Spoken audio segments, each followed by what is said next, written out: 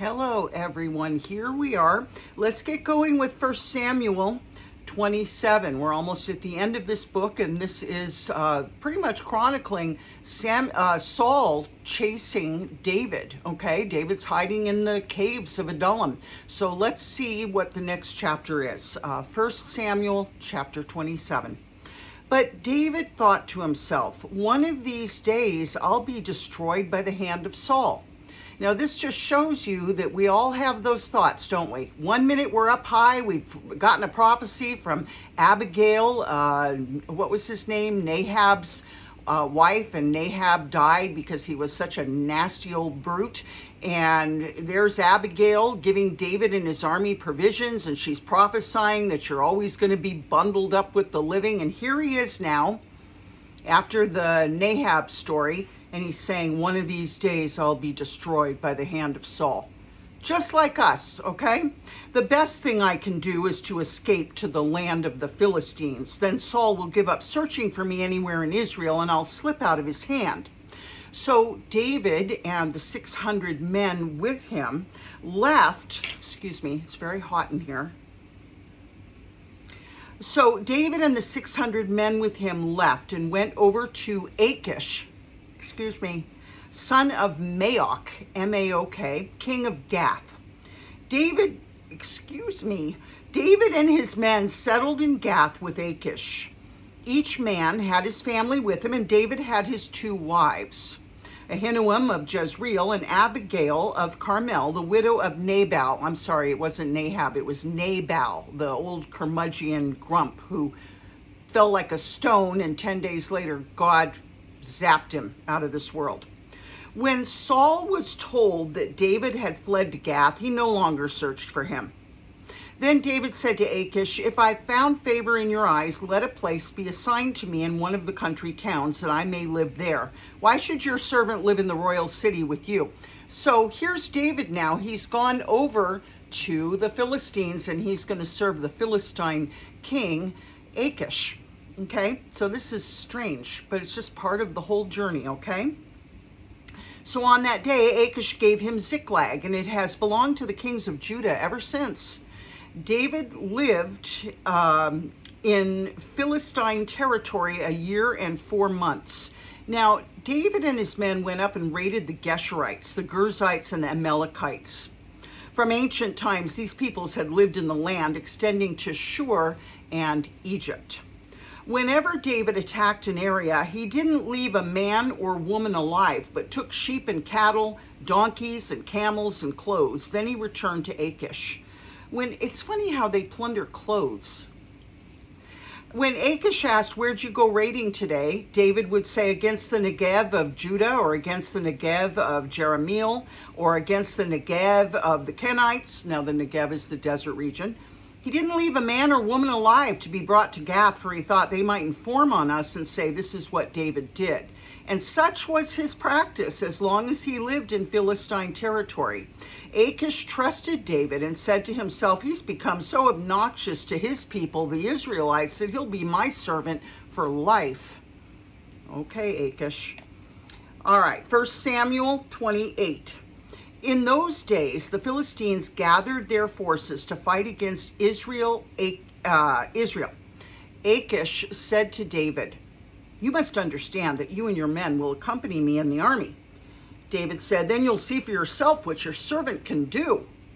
Achish replied, very well, I'll make you my bodyguard for life. Now, Samuel was dead, and we remember Samuel is the prophet that anointed Saul and anointed David, okay? Now Samuel was dead, and all Israel had mourned for him and buried him in his own town of Ramah. Saul had expelled the mediums and spiritists from the land. The Philistines assembled and came and set up camp at Shunem, while Saul gathered all Israel and set up camp at Gilboa. When Saul saw the Philistine army, he was afraid. Terror filled his heart. He inquired of the Lord, but the Lord didn't answer him by dreams or Urim, the lot that they cast, the white stone and the black stone, or prophets. So Saul's cut off. Saul then said to his attendants, find me a woman who's a medium so I may go and inquire of her. So God's not talking to him, so he's going to go seek out a medium, okay? And he's been instructed to never do this, but okay. There is one in Endor, they said. So Saul disguised himself, putting on other clothes, and at night he and the two men went to the woman. Consult a spirit for me, he said, and bring up for me the one I name. But the woman said to him, surely you know what Saul has done. He's cut off the mediums and spiritists from the land. Why have you set a trap for my life to bring about my death? Saul swore to her by the Lord, as surely as the Lord lives, you will not be punished for this. Then the woman asked, whom shall I bring up for you? Bring up Samuel, he said. When the woman saw Samuel, she cried out at the top of her voice and said to Saul, why have you deceived me? You're Saul. The king said to her, don't be afraid. What do you see? The woman said, I see a ghostly figure coming up out of the earth. What does he look like? He asked. An old man wearing a robe is coming up, she said. Then Saul knew it was Samuel, and he bowed down and prostrated himself with his face to the ground. Okay, so this is showing you that the dead can be raised spiritually or through witchcraft. Don't do it, okay? Just don't do it. Stay away from it, because the Lord will punish you if you do it, okay? Mark my words, don't do it, all right? No matter how tempting. You know, you're missing a loved one, you really want to see them, it can be done, okay? Don't do it. Just wait. Wait until you see them again in heaven, okay? Don't do it. Because you're going to see what's going to happen to Saul for doing it, and you don't want this to happen to you. Samuel said to Saul, why have you disturbed me by bringing me up? I'm in great distress, Saul said. The Philistines are fighting against me, and God's departed from me. He no longer answers me either by prophets or by dreams. So I've called on you to tell me what to do. Samuel said, why do you consult me now that the Lord has departed from you and become your enemy? The Lord has done what he predicted through me. The Lord has torn the kingdom out of your hands and given it to one of your neighbors, to David, because you didn't obey the Lord or carry out his fierce wrath against the Amalekites. The Lord has done this to you today. Because you did not carry out what the Lord asked you to do with the Amalekites, the Lord has done this to you today. The Lord will deliver both Israel and you into the hands of the Philistines, and tomorrow you and your sons will be with me. Uh-oh. The Lord will also give the army of Israel into the hands of the Philistines. Immediately Saul fell full length on the ground, filled with fear because of Samuel's words. His strength was gone, for he had eaten nothing all that day and all that night. When the woman came to Saul and saw that he was greatly shaken, she said, look, your servant has obeyed you. I took my life in my hands and did what you told me to do. Now please listen to your servant and let me give you some food so you may eat and have the strength to go on your way. He refused and said, I will not eat. But his men joined the woman in urging him, and he listened to them. He got up from the ground and sat on the couch. Almost sounds very, very current. Got up, sat on the couch. The woman had a fattened calf at the house, which she butchered at once. She took some flour, kneaded it, and baked bread without yeast. And she set it before Saul and his men, and they ate. That same night, they got up and left. Now, this is very sad, okay? Very sad. Now, I'm also going to say something to you. The Lord, if the Lord wants you to communicate with somebody who's passed on, the Lord can do it. And I'm going to explain this to you. I told you I've only had 2 visions in my whole life. Visions that were, longer than a blink of an eye, okay?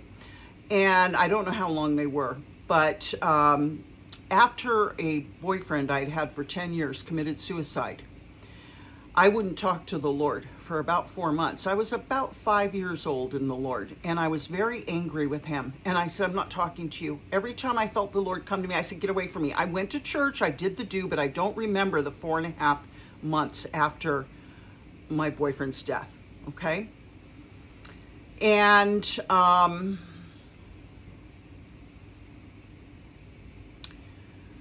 one day, and I might have told you this before, but I'm going to tell you again. So one day I came in the house and I flipped on the TV, and there was a preacher on TBN or something, and he was saying, So you're mad at God because he took someone from you that you loved. You need to get on your face and repent. And I just fell on my bed and repented. And the Lord came to me. I felt such comfort for the first time in 4.5, 5 months. I felt the Lord's comfort over this death, okay? And I worshiped him, and I had a vision. And in the vision, now a vision, you can't, I definitely wasn't asleep, okay? It was in the afternoon. I had just gotten home from work. And the vision fell about 45 minutes into me praying and being with the Lord and being comforted. And it just sort of falls on you like a blanket. You don't move, you just watch. And I saw myself at a dirt crossroad. And I was standing there, and I didn't know what I was doing there. And I remember saying, what am I doing? What am I doing here? And I looked up, and in the distance, I saw Jesus coming towards me. And now I'm not, okay, this is a vision. So just, if you don't believe me, don't believe me, okay? But I know that you do believe me, because this is really what I saw. I saw the Lord coming. I'm not going to tell you I was looking full in his face. I just knew it was the Lord, okay? And he's coming towards me, and he's got somebody, like, you know how if you're carrying somebody and you have their arm over your shoulder and you're holding their hand right here, and then you've got your other arm around their waist, and the person was leaning against him, and it was my boyfriend. And they walked up to me, and I remember just being stunned. And before I could open my mouth, my boyfriend said to me, Autumn, he had mercy on me. He pulled me out before the bullet hit me. And he got down with me. We got down next to each other on our knees and on our faces, and we worshiped the Lord Jesus together for, it felt like about 20 minutes. Okay, so if the Lord needs to show you something, he will, okay? Now, don't go running and hankering after him for some physical or experience, okay? But you can ask for comfort, and he will comfort you in whatever way he sees fit, whatever way he knows you need, okay? I guess I needed to know that he had been rescued, because I had been witnessing to him. He was my boyfriend, but we weren't living together. We weren't having any kind of relation, because I was a Christian, okay? And I'd had a very long affair with this man, you know, mental, emotional affair, physical affair. I mean, we'd done the whole thing. We were as close as any married couple could be. And so, of course, I was terrified, you know, what if he went to hell? But I had been witnessing to him, and I had given him a book. And what was interesting was when they found him, the book was there with him open. And I was grateful for that. But when they gave it to me, it had his blood on it, which was just so terrible, okay? So you can imagine how ruined I was. But the Lord allowed that vision. And I can honestly tell you that Steve and I, his name was Steve, have worshiped the Lord together after Steve's death, because I was right there in it, doing it with him. And I just remember all that he said to me, Autumn, he had mercy on me. He pulled me out before the bullet hit me. So now I know where Steve is, and I don't have to worry anymore, and I can glorify God, and I'm just going to wait. I'm not going to go to a seance and try to talk to Steve. I don't need to do that. Okay, but even if I hadn't had that vision, I don't need to do that, because I know it's wrong. Okay, let the Lord comfort you if you're mourning the loss of a loved one. Just let him comfort you in whatever way he knows you need. And if it's short of a vision, don't worry about it, okay? Because obviously that's not what you need. But I think I kind of felt like the Lord gave that to me because I was just inconsolable. And the Lord knew. And there was an inconsolableness to me that was very risky, because I wouldn't talk to the Lord. I mean, I just wouldn't talk to him. I just kept telling him, get away from me. What I said to him was, you have all the power in the universe, and you couldn't stop him from pulling the trigger. And it was many years later in Al-Anon that I had someone say to me, Autumn, you have to respect Steve's choice. God doesn't interrupt our choice. You just have to respect Steve's choice, that's what he decided to do. But I'm telling you, speaking of suicide, I've been thinking about Naomi Judd. And suicide is just such a selfish act. It really is. I understand. I really do. I have felt the mental anguish that makes you want to kill yourself. I've felt it. I know how bad it is. But there's something so awful and almost nasty about Naomi Judd killing herself the night before, the day before the country music induction, a Hall of Fame induction for her and Winona. It's sort of like, screw you, Winona, you can go accept the award for us by yourself, brokenhearted over my death. It just seemed very, I think there's a real component of pride and a real component of anger in suicide. I mean, we do get frustrated, like, I want the depression to lift, I want the mental illness to go away. I understand. And I'm not condemning Naomi. I'm just saying suicide is a terrible thing. And if you ever feel suicidal, you get yourself to the hospital. You just walk yourself to the telephone and call 911. You don't sit around and think about it. Okay? Don't, all right? Because you're going to hurt so many people so badly. And, so anyway, so that's my story. I'm sticking to it. Take what you need, leave the rest, okay? All right, so here's Saul. He's just been told, you're going to die tomorrow, all right? And Israel's going to get captured by the Philistines. All right, so we don't raise the dead for any reason. We leave all of that in God's hands, okay? So here we go, 1 Samuel 29. The Philistines gathered all their forces at Aphek, and Israel camped by the spring in Jezreel. As the Philistine rulers marched with their units of hundreds and thousands, David and his men were marching at the rear with Achish. The commanders of the Philistines asked, "What about these Hebrews?" Achish replied, Is this not David, who is an officer of Saul, king of Israel? He's already been with me for over a year, and from the day he left Saul until now, I've found no fault in him. But the Philistine commanders were angry with Achish and said, "Send the man back that he may return to the place you assigned him. He must not go with us into battle, or he'll turn against us during the fighting. How better could he regain his master's favor than by taking the heads of our own men? Isn't this the David they sang about in their dances? Saul has slain his thousands and David his tens of thousands." So Achish called David and said to him, "As surely as the Lord lives, you've been reliable, and I'd be pleased to have you serve with me in the army. From the day you came to me until today, I've found no fault in you, but the rulers don't approve of you. Now go back, turn back and go in peace. Do nothing to displease the Philistine rulers." "But what have I done?" asked David. "What have you found against your servant from the day I came to you until now? Why can't I go and fight against the enemies of my lord, the king?" Achish answered, "I know you've been as pleasing in my eyes as an angel of God. Nevertheless, the Philistine commanders have said he must not go up with us into battle. Now get up early along with your master's servants who've come with you, and leave in the morning as soon as it's light." So David and his men got up early in the morning to go back to the land of the Philistines, and the Philistines went up to Jezreel. All right, last chapter for the night, 1 Samuel 30. David and his men reached Ziklag on the third day. Now, the Amalekites had raided the Negev and Ziklag. They had attacked Ziklag and burned it, and had taken captive the women and everyone else in it, both young and old. They killed none of them, but carried them off as they went on their way. When David and his men reached Ziklag, they found it destroyed by fire, and their wives and sons and daughters taken captive. So David and his men wept aloud until they had no strength left to weep.